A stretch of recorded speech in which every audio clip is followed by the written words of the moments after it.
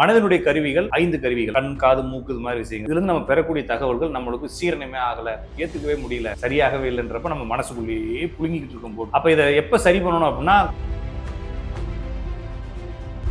பையன் இருக்கிறாரு, உங்க பையன் இருக்கிறாரு, அவ எல்லா பேரும் டிவி ஓபன் பண்றப்ப அது ஏதாச்சும் ஒரு பேர் போட்டு சித்தர்னு பேர் வச்சோம்னா பைத்தியக்காரன் நினைச்சுக்குவானா இல்லையா?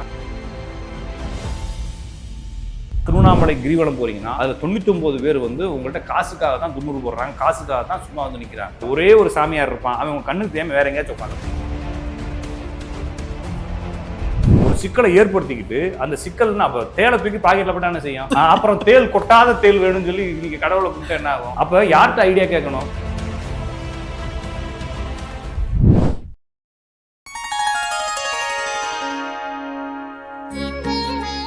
ஸ்ரீ வாராய் டிவி நேயர்கள் அனைவருக்கும் வணக்கம். நான் உங்க ஜித்து. இன்னைக்கு நம்ம கூட யார் இருக்காங்கன்னா ராஜநாடி பார்த்திபன் சார் தான் இருக்காங்க. வணக்கம். வணக்கம்ங்க, நேயர்கள் அனைவருக்கும் வணக்கம். சரி, இப்போ அதே மாதிரி நிறைய இடங்கள்ல பாத்தீங்க அப்படின்னா எனக்கு சித்தர்கள் ரொம்ப பிடிக்கும். அகஸ்தியர், போகர்னு சொல்லிட்டு அந்த மாதிரி அவங்களோட கான்செப்ட்ஸை நான் ரொம்ப வழிபடுவேன். அப்படி பார்க்கும்போது நிறைய இடங்கள்ல நிறைய பேர் சித்தர்கள்னு சொல்லிட்டு அவங்களே பேருக்கு பின்னாடி வச்சுக்கிறாங்க.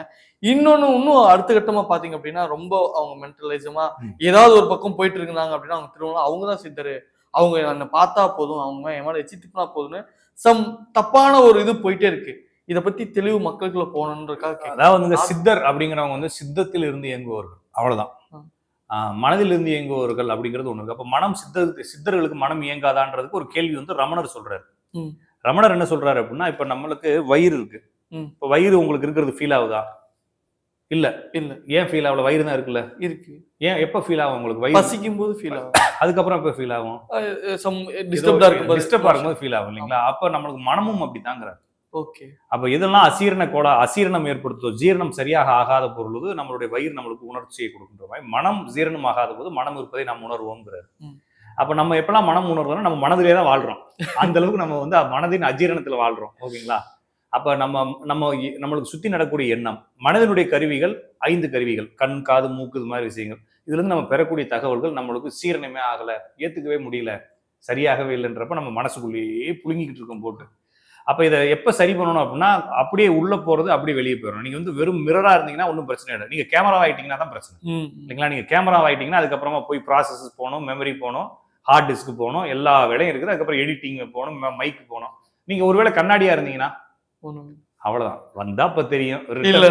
அப்படியே எது முன்னாடி அதை அப்படியே ரிஃப்ளெக்ட் பண்ணுன்ற மாதிரி. அப்ப ஞானிகள் வந்து சித்தத்தின் அடிப்படையில் வேலை பார்ப்பார். அவர்களுக்கு இந்த மாதிரி சிந்தனை, அவங்களுடைய மனம் இப்படிதான் இருக்கும், கண்ணாடி மாதிரி இருக்கும். நீங்க முன்னால போனீங்கன்னா உங்களை ரிஃப்ளெக்ட் பண்ணும், வெளியே ஒதுங்கிட்டீங்கன்னா உங்களுக்கு சிம்மா எது முன்னாலும் ரிஃப்ளெக்ட் பண்ணும். அந்த நிலையில எவன் இருக்கானா அவன் தான் ஞானி. நீங்க சொல்லக்கூடிய இப்ப லேட்டஸ்டா வரக்கூடிய மூக்குப்பிடி சித்தரு, டவுசர் சித்தரு, காக்கி சித்தரு, சித்தருன்னு சொல்லிட்டு அதெல்லாம் பொய். அவனெல்லாம் சித்தரே கிடையாது, சரிங்களா? அதெல்லாம் வந்து ஃப்ராடு. இல்லாட்டினா இவங்களுடைய எதிர்பார்ப்புனால் எவனோ ஒருத்தர் ரோட்ல போற பைத்தியக்காரனை பிடிச்சி இவங்களாவே போய் உட்காந்துக்கிட்டு மூக்கொழி சித்தர்னு பேர் வச்சுக்கிட்டு என்ன பண்றீங்களா? சாக்கடை சித்தர்னு ஒரு ஆள், சாக்கடையா எள்ளி குடிப்பானா? ஒரு சித்தன் எப்படி அழுக்காக இருப்பான், சுத்தத்தினுடைய வடிவமாக இருப்பாங்க. ஏன்னா அவங்க வந்து தன்னுடைய உடம்பு எல்லாமே சுத்தமா மாறிடும் சொல்றாங்க. அவங்க அவ்வளவு அசுத்த, நம்ம அறிவு இல்லாதவங்க சித்தர் கிடையாது இல்லையா? நான் சொல்றது ரொம்ப பெரிய சயின்டிஸ்டோட பெரிய அறிவு இருக்கவங்க தான் சித்தர். அவங்க எப்படி உங்களுக்கு முட்டாளா இருப்பாங்க? எப்படி அருவருப்பான செயல்களை செய்வாங்க? உங்களுக்கே வந்து ஒரு பேண்ட் ஷர்ட்டை நீட்டா போடணும் இது இருக்கிறப்ப ஒரு சித்தனுக்கு இருக்காதா? அவ்வளவு. அப்ப என்னன்னா, நம்ம வந்து இப்படி ஒரு மெண்டல் மாதிரி இருக்கிறவன சித்தர்னு நினைக்கிறோம். சித்தன் போக்கு சிவன் போக்குனா பைத்தியக்காரனா இருப்பான் போலது அப்படின்னு நினைக்கிறோம் இல்லைங்களா? அப்ப எவ்வளவு நூல்களை அப்ப நீங்க வேற ஒண்ணும் இல்ல, நீங்க சித்தருடைய ஒரே ஒரு சித்தர் 18 சித்தர்கள்ல ஏதாச்சும் ஒரு சித்தருடைய நூலை படிச்சிருந்தீங்கன்னா அவனுடைய அறிவுனுடைய உச்சம் உங்களுக்கு புரிஞ்சிருக்கும். நீங்க படிக்கல தான் காரணம். நம்ம கண்ணுல பாக்குறோமோ ஏதாவது ஒண்ணு சொல்றோம்னா சித்தர் அப்படி நான் சொல்றது புரியுதுங்களா? 18 சித்தர்களுடைய ஏதாச்சும் ஒரு சித்தருடைய பாடல்கள் எடுத்து படிச்சீங்கன்னா அவனுடைய அறிவுனுடைய உச்சம் அவ்வளவு இருக்கும். அவன் நம்முடைய சிந்தனை எப்படி உற்பத்தி ஆகுது, நம்ம எங்க போய் மாட்டிக்கிட்டு இருக்கோம், நம்ம ஏன் பிறந்தோம், நம்ம ஏன் அடுத்தடுத்த ஜென்மங்கள் பிறக்க போறோம், நம்ம ஏன் இந்த சிந்தனைக்குள்ள மாட்டிக்கிறோம், நம்ம ஏன் பிறக்கிறோம், இந்த உடல் எப்படி அமைஞ்சிருக்குது, எல்லாத்தையும் டீட்டெயிலா எழுதுறான். அவன் எப்படி பைத்தியக்காரனா இருப்பான்? அப்ப நம்ம என்ன நினைச்சுக்கணும், பைத்தியக்காரனா இருப்பான் போல நினைச்சுக்கிட்டு இருக்கோம். இது வந்து நம்மளுடைய பைத்தியக்காரத்தனம் தானே தவிர. அப்ப இதுல ஏதாச்சும் இப்ப ஒரு மெண்டல் இருக்கான், மெண்டல் சொல்லக்கூடாது, அவனுடைய அந்த நான் சொல்றது அந்த ஆளை சொல்றேன், நம்மளுடைய தன்மையை சொல்றேன். அப்ப ஒரு மனநலம் பாதிக்கப்பட்ட ஒருத்தர் இருக்காரு, அவர் நான் போய் வழிபடுறேன் அப்படின்னா இதுல யாரு முட்டாள்? நம்ம தான் முட்டாள். அப்ப இதை முட்டாள்னே ஒருத்தர் கோவம் வரலாம். நான் எப்படா ஒரு சித்தரை அப்ப சரி பண்ணிக்கன்னு தானே சொல்ல வேண்டியது இருக்குது. கண்டிப்பா.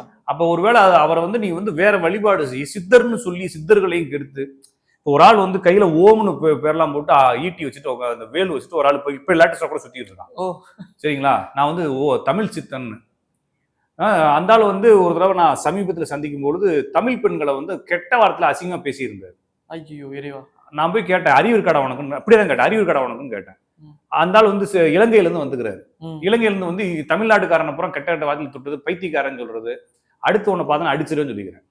அடுத்து ஒண்ணு பார்த்து எங்கேயாச்சும் பேசுனேன்னு அடிச்சிருவேன், ஓடி போயிருன்னு சொல்லிட்டேன். ஓகேங்களா? அப்ப என்னன்னா, அவன் அந்த ஆளுடைய பர்சனல் லைஃப் கூட நம்ம போக போறது இல்லை, அந்த ஆளு சொல்லக்கூடிய கருத்துக்களோட நம்ம போக போறது. ஆனா அவங்க என்ன செய்யறாங்கன்னா, சித்தர்னு சொல்லி சித்தர்களுடைய மரபை வந்து என்ன செய்யறாங்க, இப்ப அடுத்து வர ஜெனரேஷனுங்களுக்கு சித்தர்னா பைத்தியக்காரன்ற மாதிரி புரிஞ்சுக்கோ.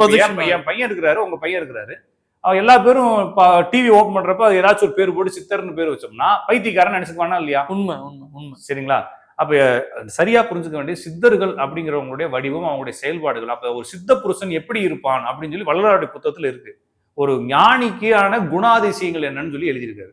அதை வேணா நீங்க நானே சொல்லிக்கிறது நல்லா இருக்கு, புக்கு வாங்குங்க. நானே சொல்ல புக்கு வாங்க மாட்டேங்க, நிறைய கூகுள் போங்க, கூகுள்ல உரைநடை வசன பகுதின்னு ஒன்று இருக்குது, திருவற்பா உரைநடை, அதுல பாத்தீங்கன்னா எல்லாத்துக்கும் எழுதியிருக்கிறாரு. அப்ப நீங்க உங்களுக்கு ஆசை, பேராசை, எவனையாச்சும் கும்பிட்டு கோடீஸ்வரன் ஆயிரும் இல்லைங்களா? தெருவில் போற எவனையாச்சும் பிடிச்சி கும்பிட்டு அவன்கிட்ட 90 வாங்கி பிடிச்சி, நான் சொல்றது என்னன்னா, திருவண்ணாமலை கிரிவலம் போறீங்கன்னா அதுல 99 பேர் வந்து உங்கள்கிட்ட காசுக்காக தான் 90 போடுறாங்க, காசுக்காக தான் சும்மா வந்து நிக்கிறாங்க. சரிங்களா? ஒரே ஒரு சாமியார் இருப்பான், அவன் உங்க கண்ணுக்கு தெரியாம வேற எங்கேயாச்சும் உட்காந்துருப்பான். கூட்டம் அதிகமா இருக்கப்ப அவன் என்ன செஞ்சிருவான், கிளம்பி வேற எங்கேயாச்சும் போயிடுவான். சரிங்களா? அப்ப நம்ம வந்து என்ன நினைக்கிறோம்னா, இது வந்து நம்மளுடைய மனோபாவம், ஏதோ ஒரு சின்ன தேவைக்காகத்தான் கோயிலுக்கு போறோம். நம்மளுக்கு பெரிய தேவைகள் இல்லை, நம்மளுக்கு பேராசைகள் இல்லை. சரிங்களா? இறைவன் மேல அவ்வளோ பற்று நம்மளுக்கு இல்ல. இறைவனை நம்ம அடைஞ்சே ஆகணுன்ற வெறி இல்லை. உண்மை. நம்ம நீங்க வந்து 63 நாயன்மார்கள், பெரியாள் இவர் இந்த சேக்கிலாருடைய பெரிய புராணத்துல கூடிய 63 நாயன்மார்களுடைய ஒவ்வொரு வரலாறையும் படிங்க, அவங்களுடைய வெறித்தனம் நம்மளுக்கு இல்ல. ஓகேங்களா? அவர் என்ன சொல்றாருன்னா, ஒருத்தர் துணி துவைக்கிறவர், அவர் வாழ்க்கை முழுவதுமே வந்து ஒரு சிவனடியாருக்கு துணி இல்லாட்டினா, சிவனடியாருடைய துணியை துவைச்சு கொடுக்காட்டினா நான் வந்து அடுத்து நான் இந்த இதை செய்ய மாட்டேன் அப்படின்னு சொல்றாரு. அப்போ ஒரு டெய்லி சிவனடியார்கள் எப்படியாச்சும் ஒரு கண்ணுக்கு பற்றுவாங்க. அப்ப சிவன் நான் உடனே நான் உங்களுக்கு புரிதல், ஒரு மாரல் ஸ்டோரி தானே. அப்ப சிவன் வந்து வேணுமே வந்து யாரையும் விடாம நிறுத்தி அன்னைக்கு என்னதான் செய்யறான்றதுக்காக ஒரு திருவிளையாடல் பண்றாரு. சரிங்களா? அப்ப அதுக்கப்புறமா வந்து அவருடைய அந்த பற்று, அவருடைய அந்த தெய்வ பற்று இதை வச்சுக்கிட்டு அவருக்கு ஒரு தரிசனம் கிடைச்சு அவர் அதுக்கப்புறம் முக்தி அடைகிறாருன்ற ஒரு கதை தான் அது. இதே மாதிரி ஒவ்வொரு கதைகள் இருக்கும். உங்களுக்கு இது மாதிரி ஏதாச்சும் செய்றீங்களா நீங்க? இல்லை. கோயில்ல தான் போய் ஆட்டை போடுறோம் இல்லையா? ஆமா. கோயில்ல லைன்ல நிக்கிறப்ப இந்த பக்கமா பூந்து இப்படி போறோம், டபக்குன்னு உள்ள போறோம். கோயில்ல ஏதாச்சும் கீழே அடைச்சா எடுத்து பாக்கெட்டுக்குள்ள வச்சுக்கிறோம் இல்லைங்களா? கோயில் ஏதாச்சும் நோண்டி கிண்டி எடுத்து கடைச்சு உடச்சு பாக்கெட்ல வச்சுக்கிறோம். கோயில் சொத்துல தான் ஆட்டையை போடுறோம், கோயில் நடத்துக்கு பக்கத்துல தான் வீடே கட்டுறோம். அப்ப நம்ம இந்த அளவுல இருந்துகிட்டு நம்மளுடைய புத்தி புரியுதுங்களா? அப்ப இந்த புத்தியை வச்சு நம்ம என்ன பண்றது? அப்ப இந்த புத்தியை வச்சுக்கிட்டு நம்ம எவனை பார்த்தாலும் சித்தன் கும்பிட வேண்டியதான். அந்த சித்தன் வந்து நம்மளுக்கு ஏதோ வழங்குவான்னு சொல்லி கும்பிட வேண்டியதான்.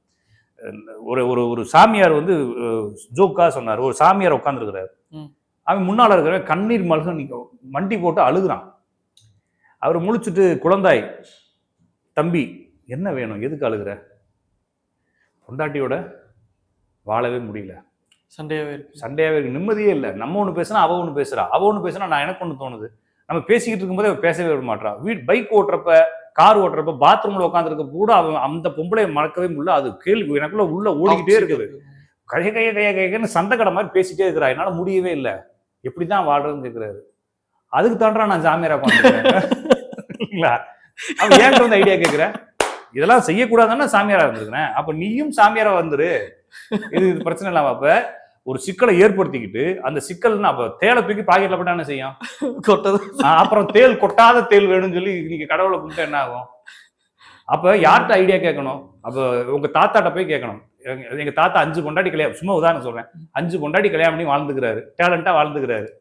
அதை பத்தி இதை பத்தி அதுக்கு தெரியாத அளவு வாழ்ந்துருக்காருன்னு வச்சுக்கோங்களேன். அவர்கிட்ட போய் நீங்க கேள்வி என்ன செய்யலாம், கேட்கலாம். பொண்டாட்டி பேசிட்டே இருக்கு அப்படின்னா அவர் ரூட் கொடுப்பாரு. ஒரு சாமியார்ட்ட போய் நீங்க என்ன கேட்கணும், இறைவனை பத்தி கேட்கணும். அப்ப நம்ம போய் இப்போ சாமியார்ட்ட எதுக்கு போய் உட்காடுறோம் அப்படின்ற கேள்வி இருக்கு இல்லையா? அப்ப சித்தர்களை நம்ம எதுக்கு வழிபடுறோம், இறைவனை எதுக்கு வழிபடுறோம்? ஒண்ணும் இல்ல, நம்மளுடைய பிரச்சனை சால்வ் ஆகணும், நம்மளுக்கு கடன் அடையணும், நம்மளுக்கு ஆசைகள் நிறைய இருக்கும், அது நிறைவேற, அந்த ஆசையை நிறைவேறதுக்கு போறோம். அப்ப அவன் அந்த மாதிரி ஆளுதான் உங்களுக்கு சிக்குவான் இல்லையா? ப்ராப்பர் சித்தம் கிடைச்சா கூட என்ன செய்ய மாட்டீங்க, யூஸ் பண்ண மாட்டோம். அப்ப நான் நைட்டு நடந்து போறேன், கருங்கும்முன்னு இருக்கு, ஒரு 15 கிலோமீட்டருக்கு நான் தனியாவே வண்டியில வரேன். திடீர்னு வண்டி ஆஃப் ஆயிடுச்சு, ஹெட்லைட்லாம் ஆஃப் ஆயிடுச்சு, டப்புன்னு எல்லாம் இருட்டு. சரிங்களா, பாத்துக்கிட்டு இருக்கோம். அந்த பக்கம் ஒரு வெள்ளை கலர் சேலை கட்டி ஒரு ஒண்ணு வருதுன்னா அது பேயா தான் இருக்கும். அப்ப பேய் இருக்குன்னு நம்புறோம். அந்த நைட்ல இறைவன் வந்தா நம்புவீங்களா நம்ப மாட்டீங்களா? கண்டிப்பா. எப்படி நீங்க நம்புவீங்க? யாரு நம்புவா? இறைவன் வரவே மாட்டாரு இல்லையா? அந்த பக்கமா ஒருத்தர் வந்து பிரைட்டா வேலெல்லாம் எடுத்துக்கிட்டு மெதுவா நடந்து வராருன்னா அவர் கண்டிப்பா இறைவனா இருக்க மாட்டாரு, ஏதோ திருட வரான்னு நம்ம நினைப்போம் இல்லையா? ஒருவேளை பேய் ட்ரெஸ் போட்டுருந்தா கண்டிப்பா பேய் தான் வந்துருக்கும். அப்ப இறைவனை நம்ம நம்புறது தயாரா இல்ல. ஏன்னா நம்மளுடைய சிந்தனை இறை சிந்தனை இல்ல, நம்மளுக்கு பேய் சிந்தனைன்றதுனால பேய் மட்டும்தான் இருக்குது அப்படின்னு நம்புவன்ற மாதிரி நம்மளுடைய சிந்தனை குறுகிய சிந்தனை. அப்ப இறைவன் கண்டிப்பா வரமாட்டாரு. நம்மளுக்கே என்ன இருக்கு, ரொம்ப தீர்க்க முடியாத நம்பிக்கை, அசைக்க முடியாத நம்பிக்கை இருக்கு. ஆனா பேய் வரும் அப்படிங்கிற மாதிரி நம்மளுடைய பேய் சிந்தனையை வச்சுக்கிட்டு நம்ம எல்லாத்தையும் என்ன பண்றோம்னா இறை சிந்தனைக்குள்ள கொண்டு போகாம எல்லாத்தையுமே நம்ம என்ன பண்றோம், இதான் பாக்குறோம். நீங்க வேற ஒண்ணும் இல்ல, நீங்க போயிட்டு ஒரு 10 ரூபாய் 20 ரூபாயோ சில்லறையா மாத்தி வச்சு போட்டா காசுக்கு நல்லது நடந்துடும். காவி வேட்டி கட்டுறவங்க எல்லாத்துக்கும் போட்டா, எனக்கு தெரிஞ்சு ஒருத்தன் காவி வேட்டி அன்னைக்கு தான் கட்டுவான். ஓகேங்களா, திருவண்ணாமலை சுத்திக்கிட்டு இருக்காரு, என்ன அன்னைக்கு தான் காவி வெட்டி கட்டுவான். மீதி நாள்லாம் வந்து டீ கடையில வேலை வைப்பான். அந்த முக்கியமான நாள்ல மட்டும் காய் வெட்டி கட்டிட்டு இதெல்லாம் கட்டிட்டு உட்காந்துருப்பான். ருத்தாஸ் கட்டியா போட்டு உட்காந்துருப்பான், முன்னால தட்டு வச்சிருப்பான். எல்லாம் அது முடிஞ்சதுக்கு அப்புறம் அவன் வேலையை பார்க்க ஆரம்பிச்சிருவான். அன்னைக்கு ஒரு உழைக்காம எப்படி வந்து ஒரு திருவண்ணாமலை பஜ்ஜி சுட்டு வைக்கிறானோ அது மாதிரி இவன் ஒரு வேலை. இது மாதிரி காலம் தான் மக்கள் நம்புறாங்க. ஏன்னா மக்கள் வந்து அன்னைக்கு ஒரு நாள் தான் வராங்க இல்லைங்களா, அவனுக்கு தீர்த்து அவனை வேகமா போறான். அவனுடைய கண்ணீர் மல்க இதெல்லாம் போட்டுக்கிட்டு அப்படியே பயத்துல வேதனையில அழுதுகிட்டே எப்படியாச்சும் இந்த இறைவன் தீர்த்து வச்சிருவாருன்னு சொல்லி போறான். பாக்குறப்ப ஒருத்தனை பாக்குறான், அவனுக்கு 10 ரூபாயோ 2 ரூபாயோ போட்டு காலில் விழுந்துட்டு போனா ஏதாச்சும் நல்லது நடக்கும் நம்பிக்கை அப்படின்னு போட்டு உட்காடுறான். அடுத்து இவனை பின்னாடி அடுத்து ஒருத்தன் பாக்குறான், இவன் போறானே நம்மளும் போவோம், நம்ம அடுத்த லைன்ல போடுவோம்னு சொல்லி போடுறான். இதே மாதிரி 99% சாமியார்கள் திருவண்ணாமலை சுத்தி இருக்கிறாங்க, ஒவ்வொரு ஊரை சுத்தி இருக்கிறாங்க, ஒவ்வொரு வழிபாடு தளத்தை சுத்தி இருக்காங்க. நான் சொல்றது இந்த வழிபாடு இல்ல, எல்லா மத மார்க்கங்கள்லயும் இதே மாதிரி ஃப்ராடுகள் தான் இருக்கிறாங்க. ஏன்னா மக்களுடைய தேவை எப்படி இருக்குன்றது தெரியும். உண்மையான மார்க்கியல் உங்களை கண்ணுக்கு தெரியுது, தெரிஞ்சாலும் கண்டுக்கிறது. ஆமா, நான் வந்து ஒரு பெரிய ஆசிரமத்துக்குள்ள போனேன், உள்ள அலௌடு இல்லைன்ட்டாங்க. ஏன் அலௌடு இல்லை அப்படின்னா, உங்களுக்கு எல்லாம் அங்க போய் உட்காந்து நீங்க கூட்டமா உட்காந்து வேற ஏதோ எழுதி உண்மையிலேயே தேடுதல் இருக்கவங்க அங்க உள்ள போலாம் அப்படின்னு சொல்லி என்ன வெளியே அனுப்பிச்சிட்டாங்க. அப்புறமா தான் பேசி கீசி கன்வின்ஸ் பண்ணி உள்ள போய் புக்கெல்லாம் வாங்கி படிச்சுன்னு வச்சுக்கோங்களேன். மக்கள் வந்து ஒரு சாரார் மக்களை உள்ளே விட மாட்டாங்க. உங்களை எங்க விடுவாங்கன்னா இந்த கோயில் அன்னதானம் பார்க்கறது. அப்ப என்னன்னா நம்மளோட சிந்தனை அவ்வளவுதான். அப்ப சித்தர்கள் வழிபாடு என்பது முற்றிலுமாக சரியானது. ஆனால் சித்தர்களை வழிபட வேண்டிய அவசியம் இல்லை, அவங்களுடைய புத்தகங்களை படிக்கலாம். நீங்க லோக்கல்ல வரக்கூடிய எல்லாத்தையும் சித்தரா மாத்துறது வந்து உங்களுடைய பேராசை. அந்த பேராசைக்கு 5 நிமிஷம் யூஸ்ஃபுல் என்ன புரிஞ்சுக்கணும் தவிர நீங்க யாரை வேணாலும் சித்தரா வச்சுக்கலாம். சரிங்களா, அப்பா சித்தர் அம்மா சித்தர்னு சொல்லி 2 பேரும் கும்பிடலாம், அப்பா அம்மா கும்பிடலாம். அது இன்னும் கொஞ்சம் நிம்மதியை கொடுக்கும் இல்லைங்களா. பொண்டாடி சித்தர்னு கும்பிட்டா இன்னும் அவங்களால அன்பு கொடுப்பாங்க இல்லைங்க. பொண்டாடி சித்தர்னு வச்சுக்கிட்டீங்கன்னா இன்னும் வாழ்க்கையில சிறப்பா வாழலாம் இல்லைங்களா. டெய்லி காலைல இருந்துச்சோன்னே பொண்டாடி காலில் விழுந்து பொண்டாடி சித்தர்னு வச்சுட்டா இன்னும் சிறப்பா வாழ்க்கை ஃபுல்லா ஹாப்பியா இருக்கும். எனவே வழிபாடு என்பது ப்ராப்பரா வச்சுக்கணும். இது மாதிரி ஆசைக்கு வழிபடுறதுலாம் வந்து கண்டிப்பா ஏமாற்றுறதுக்கு தான். ஏன்னா நீங்களும் ஏமாத்தானே போறீங்க இறைவனை. நீங்களும் ஒரு 15 ரூபாய் 20 ரூபாய் கொடுத்து ஏமாத்தி கரெக்ட் பண்ணலாம் தான் போறீங்க. அப்ப அங்கேயும் அதே மாதிரி ஃப்ராடு தான் உட்காந்துருப்பானுன்றது புரிஞ்சுக்கலாம். ரொம்ப போட்டு குழப்பிக்க தேவை. ரொம்ப தெளிவான விளக்கம் கொடுத்தீங்க. ரொம்ப நன்றி. வணக்கம்.